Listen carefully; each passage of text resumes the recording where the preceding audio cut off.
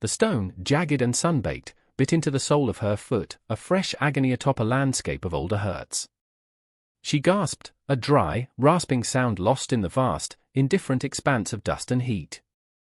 Her breath hitched, not just from pain, but from the crushing weight of 3 days pressed into every aching muscle, every raw nerve. 3 days since the world had fractured, since the white lace of her dress, now a tattered, dirt-stained shroud clinging to her swollen belly, had become a mockery. Her shoes, delicate slippers meant for a soft-carpeted aisle, were a distant memory, swallowed by the unforgiving earth miles behind. Each step was a testament to survival, each sunrise a renewed sentence of flight. The sun, a merciless eye in the bleached sky, beat down, drawing the last reserves of moisture from her, leaving her skin tight and her vision swimming.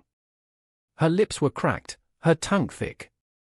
The child within her, a constant, heavy presence, shifted, a small, innocent life unaware of the desperation that propelled its mother forward. She stumbled, catching herself on a rough outcrop of rock, the skin of her palms tearing. Grit embedded itself, another small torment. Her gaze, unfocused, swept the horizon, a shimmering line where the scorched earth met the pale sky. Nothing. No pursuit visible, but the fear was a cold stone in her gut, a fear more potent than the sun's fire. He would not give up. Men like Jonas never did. He saw her not as a woman, not as a partner, but as a possession, an adornment to his name, his wealth. The memory of his face, contorted in rage when she'd finally found the courage to flee, was a spur, driving her on even as her body screamed for an end. Her feet, once soft, were now a cartography of her ordeal, bruised, blistered, caked in dried blood and dust, the skin broken in a dozen places. She had wrapped them in strips torn from her underskirt, but the makeshift bandages were long since shredded, offering no protection. She was a ruin, a ghost haunting this desolate land, stripped of everything but the fierce, primal will to protect the life she carried. A wave of dizziness washed over her. The horizon tilted, the sparse, skeletal trees blurring into grotesque shapes. She blinked, trying to clear her vision, but the world swam.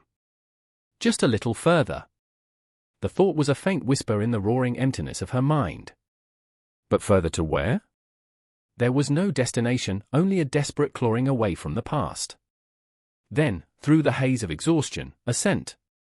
Faint, almost imperceptible. Wood smoke.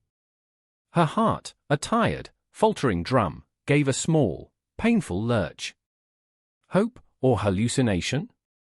She didn't know, didn't care. It was a direction. She pushed herself forward, one agonizing step after another, her body swaying, her will the only thing holding her upright. The smell grew stronger, pulling her like an invisible thread. A dark shape resolved itself against the brutal glare, a low structure, built of rough-hewn timber and stone, blending almost seamlessly with the harsh land. Smoke curled lazily from a chimney. Someone lived here. The thought was both a terror and a prayer. She reached the edge of a small, cleared space, the ground marginally softer beneath her tormented feet. Her legs gave out. There was no grace in her fall, just a surrender to gravity, a crumpling heap of torn fabric and human misery. The dust rose around her, settling like a premature shroud. Her last conscious thought was of the cool, dark earth against her burning cheek, a strange, final comfort before the blackness consumed her. He found her as the sun began to bleed across the western sky, painting the harsh landscape in hues of orange and purple. Silas had been checking his snares, his movements economical, his eyes accustomed to discerning the faintest track in the dust. He saw the disturbance first, the unnatural heap near the edge of his clearing. A fallen deer, perhaps, though unlikely so close. He approached with caution, his hand resting near the worn axe tucked into his belt. Then he saw the pale flutter of fabric, the curve of a hip, the unmistakable swell of a pregnancy. His breath caught. A woman. Here.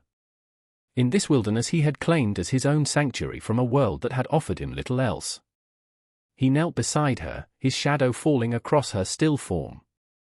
Her face was turned away, partially obscured by a tangle of sweat-dampened hair, the color of dark earth.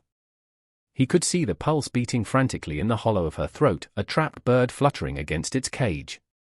Her dress, or what remained of it, was fine once, white he thought, now defiled by grime and tears. Her feet! He drew a sharp breath. They were a horror, raw and bloody, the delicate bones outlined beneath the swollen flesh. He'd seen hardship, known it intimately, but this silent testament to suffering made something clench deep within his chest, a place he thought long hardened. Gently, he brushed the hair from her face. Young. Too young for such a burden of pain. Her skin was hot to the touch, her lips parched and split. Dehydration, exhaustion, and who knew what terrors had driven her to this state. He made his decision in the quiet way he made all decisions, without fuss, without question. He was a man of few words, his actions his language. He slid his arms beneath her, one under her shoulders, the other under her knees, careful of her belly. She was lighter than he expected, a fragile weight despite the child she carried. He lifted her, her head lolling against his shoulder, a faint, almost inaudible moan escaping her lips. He carried her towards the cabin, his steps sure and steady on the familiar ground. Inside, the small space was cool and dim, a respite from the relentless sun. A single room, sparsely furnished, a narrow cot, a rough table and 2 stools, a stone hearth where a low fire still glowed. It was clean, orderly. He laid her on the cot, her soiled dress stark against the clean, patched blanket. For a moment, he simply looked at her, at the rise and fall of her chest, the faint furrow of pain between her brows even in unconsciousness. He fetched water from the bucket, fresh from the spring that morning. He dipped a clean rag into it, wringing it out before gently wiping the dust and sweat from her face, her neck. Her skin was like fire. He found a small tin cup, filled it, and cradled her head, trying to trickle a few drops of water between her lips. Some of it dribbled down her chin, but some, he thought, she swallowed. He turned his attention back to her feet. The sight of them made his own ache in sympathy. He filled a basin with lukewarm water, adding a pinch of the dried herbs he kept for wounds. Carefully, painstakingly, he began to clean them, his large, calloused hands surprisingly gentle. He picked out thorns and pebbles, washed away the grime and dried blood, his touch methodical. She flinched, even in her stupor, whimpering softly, and he murmured sounds, not words, soothing, like one might to a frightened animal. The water in the basin turned dark. He changed it twice. When he was done, her feet were still a mess of raw flesh and deep abrasions, but they were clean.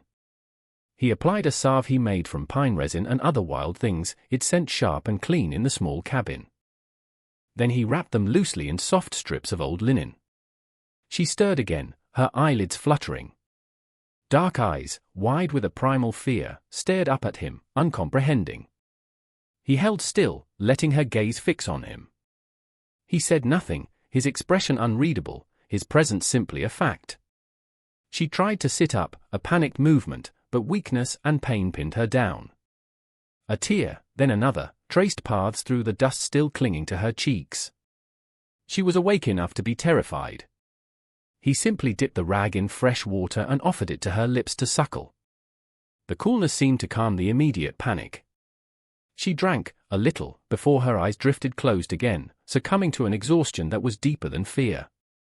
He watched her for a long while as twilight filled the cabin, the only sounds the crackle of the fire and her ragged breathing, which slowly, almost imperceptibly, began to even out.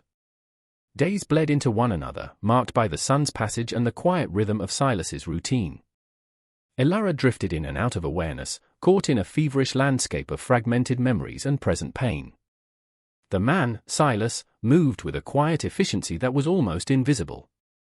He never pressed her, never asked questions. He would leave a bowl of thin broth or a piece of soft-cooked grain by her cot, and when she woke, sometimes hours later, it would be there, waiting. He changed the dressings on her feet with a gentle competence that belied his rough appearance. The sting of the salve, the cool water, these were the anchors to her present reality, pulling her back from the precipice of delirium. Slowly, the fever receded. The raw, throbbing agony in her feet began to dull into a persistent ache. She started to watch him, her gaze veiled, wary. He was a man carved from the wilderness itself, his face weathered like old rock, his hands gnarled but capable. He chopped wood, tended a small patch of tenacious vegetables wrested from the unforgiving soil, checked his snares. He ate his meals at the small table, simple fare, often just stewed rabbit or dried beans. He never intruded on her silence, but his presence was a constant, a solid fact in her shattered world. She remembered the terror of her flight, the burning sun, the relentless pursuit she imagined at her heels. Here, in this small, dim cabin, there was a strange, unexpected stillness. One morning, she woke to find a pair of boots beside her cot. They were old, made of thick, scuffed leather, the soles worn smooth in places but still sturdy. They were men's boots, too large, but he had stuffed the toes with soft rags. She reached out a hesitant hand, her fingers tracing the cracks in the leather, the sturdy stitching. Shoes. Protection. The memory of her own delicate slippers, lost so long ago, brought a fresh wave of grief, not just for the shoes, but for the life they represented, a life that had proven to be a gilded cage. Tears welled, blurring her vision. She didn't know if these boots were an offering or an expectation for her to leave, but the unspoken gesture touched something deep inside her, a flicker of warmth in the cold desolation of her heart. She tried to sit up, her muscles protesting, her head still light. Silas was outside, the rhythmic thud of his axe a familiar sound. She managed to swing her legs over the side of the cot, her bandaged feet resting on the cool, earthen floor. The boots waited. She picked one up. It was heavy, substantial. She thought of the miles she had walked, the rocks, the thorns. These boots would have made a difference. Perhaps they still could. Later, when he came in for his midday meal, he saw her sitting on the edge of the cot, one of the boots in her lap. He said nothing, merely ladled stew into 2 bowls. He placed one on the table, the other on the stool beside her cot. Their eyes met, briefly. His were the color of the gray stones in the riverbed, steady, unreadable. She looked away, a flush rising on her cheeks. "Thank you," she whispered, her voice rusty from disuse. It was the first word she had spoken to him. He nodded, once, and began to eat. The silence returned, but it felt different now, less a barrier and more a shared space. In the days that followed, she began to move more, testing her strength. She would walk a few steps inside the cabin, the borrowed boots awkward but blessedly protective on her still tender feet. She watched him mend a fishing net, his fingers surprisingly nimble. He noticed the hem of her dress, hopelessly torn and muddied. One evening, he sat by the fire, a needle and coarse thread in his hands, and began to stitch the worst of the rents. His stitches were large, uneven, but functional. She watched him, a complex emotion stirring within her. It wasn't kindness as she had known it, not the simpering flattery of Jonas's world, but something more fundamental, a raw, unadorned act of care. She found herself wanting to reciprocate, to break the pattern of helpless dependency.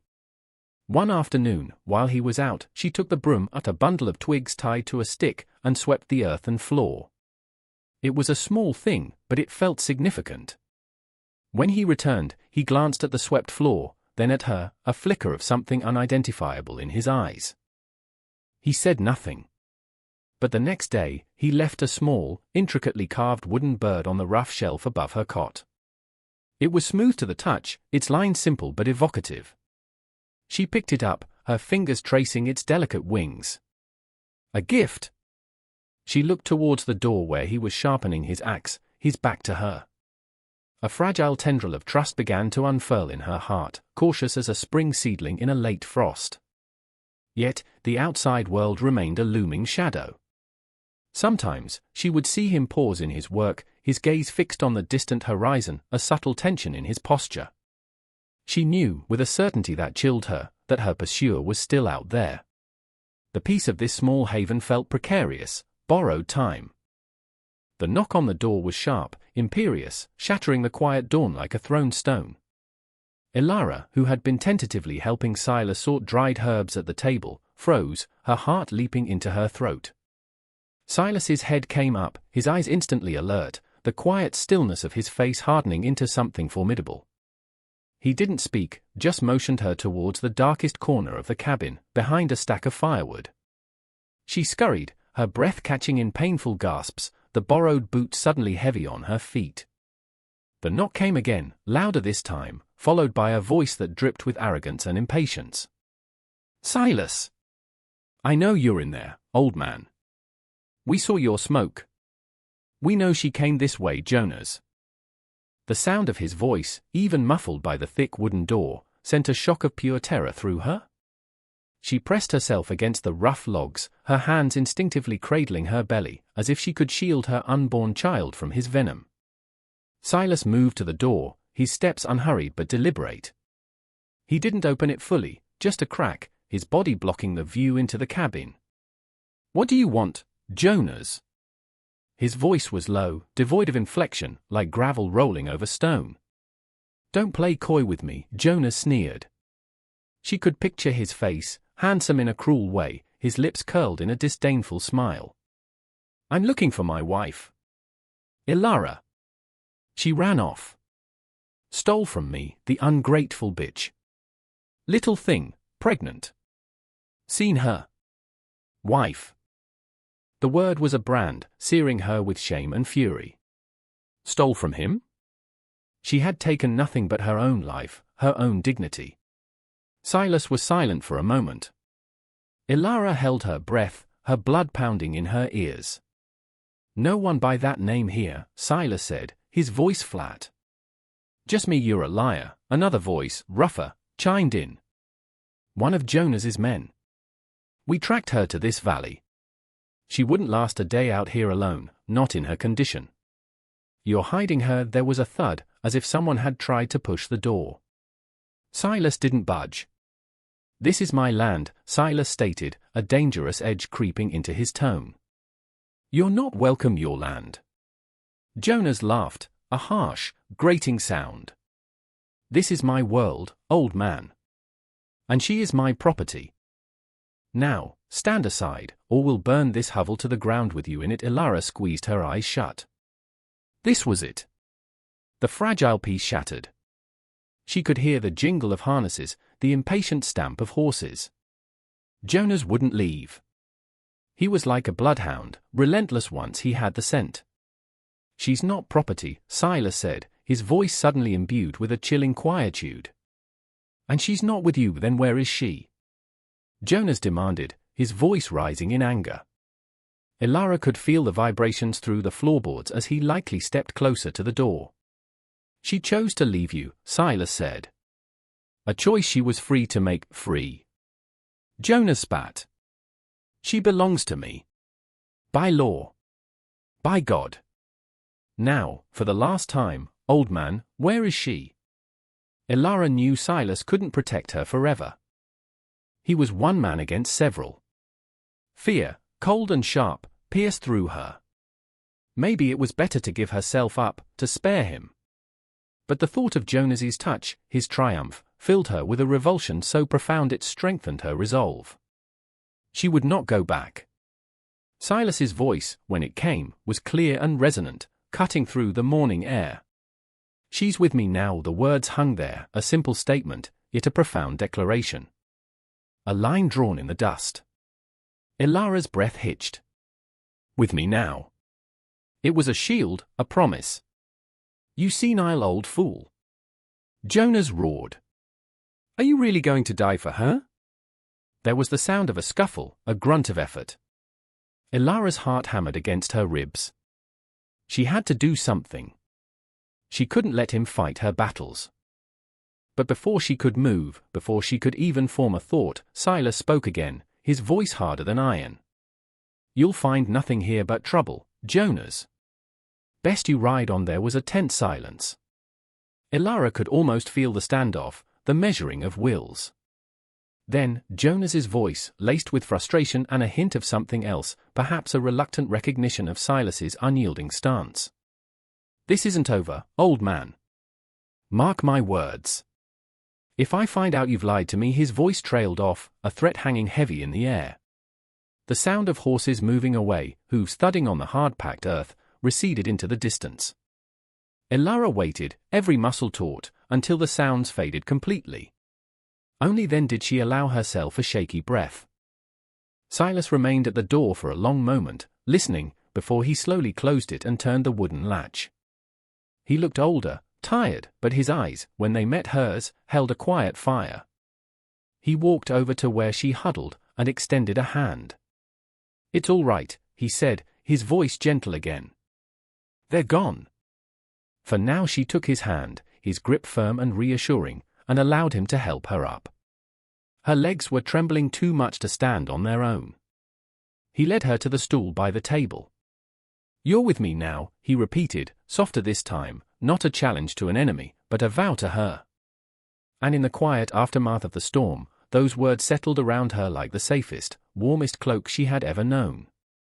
The cabin seemed to breathe again, the oppressive tension slowly seeping out like mist after a storm. Ilara sat at the table, her hands wrapped around a warm mug of herb tea Silas had prepared. Her trembling had subsided, but a deep weariness settled into her bones.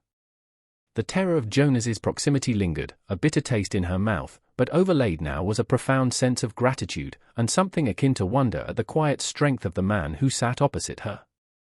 He watched the fire, his profile stern in the flickering light, but the harsh lines around his mouth seemed to soften when he finally turned to her. The unspoken questions hung heavy between them. She knew she owed him an explanation, more than just the fragmented fear he had witnessed.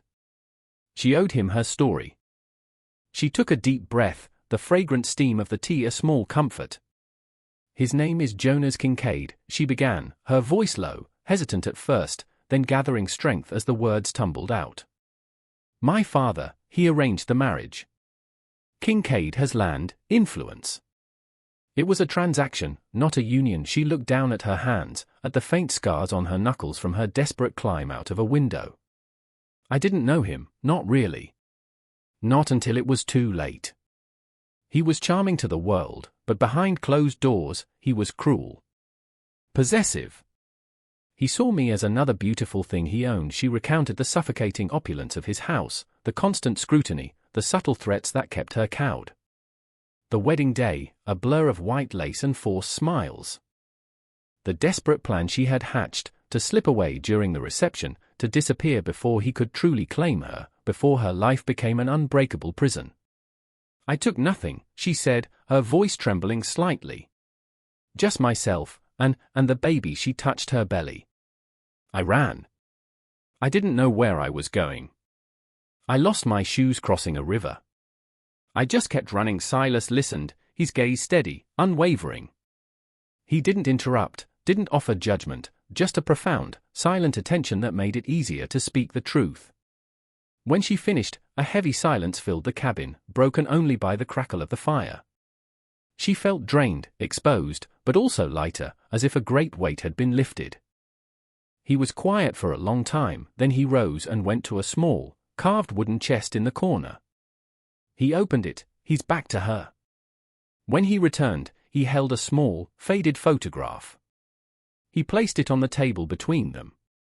It was a picture of a woman, her smile gentle, and a small child, a boy, laughing in her arms. "My wife, Sarah," he said, his voice rough with an old sorrow. "And our son, Daniel. Fever took them. Many years ago now. This land, it was ours." He looked at Ilara, and for the first time, she saw past the stoic guardian to the man beneath, a man who had known profound loss, who understood the landscape of grief. "I couldn't save them," he said, his voice barely a whisper. "There are some storms you can't weather, no matter how strong you think you are." He paused, his gaze distant. "When I saw you helpless, I knew I couldn't just turn away." Understanding dawned on Ilara. His kindness, his protection, it wasn't just random charity. It was born of his own healed, yet ever-present, wounds. An empathy forged in the crucible of his own suffering. "He will come back," she said, the fear a cold knot in her stomach. "Jonas won't give up easily." Silas nodded slowly. "Perhaps. But this time, you won't be alone. This cabin, this land, it will be your sanctuary, for as long as you need it." He picked up one of the sturdy boots he had given her, turning it over in his hands. "These will carry you on a new path, Ilara.